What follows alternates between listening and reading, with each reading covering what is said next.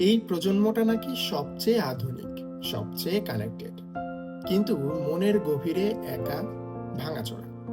Social মিডিয়ায় সবাই হাসছে, ঘুরছে, সফল, আর আমরা ভেতরে হারিয়ে যাচ্ছি, কনফিউজড, টায়ার্ড। তবুও প্রিটেন্ড করি সব ঠিক আছে। প্রতিদিন নিজের জীবন অন্যদের সঙ্গে তুলনা করি, কে কোথায়, কে কত সুন্দর, আর কার জীবনে কত আনন্দ। আর তখনই মনে হয় আমার কিছু একটা কম আছে। ভালোবাসা আজকাল সেটা শুধু একটা ট্রেন্ড।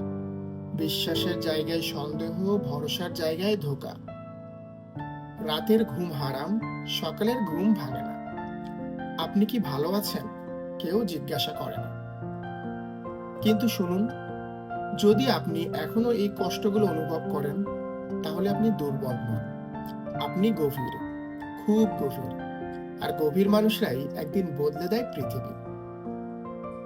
সমস্যা প্রযুক্তি নয়, সমস্যা আমরা কৃতজ্ঞ নই। আমরা যা নেই সেটাই দেখি, আর যা আছে সেটা চোখের সামনে থাকলেও দেখি না।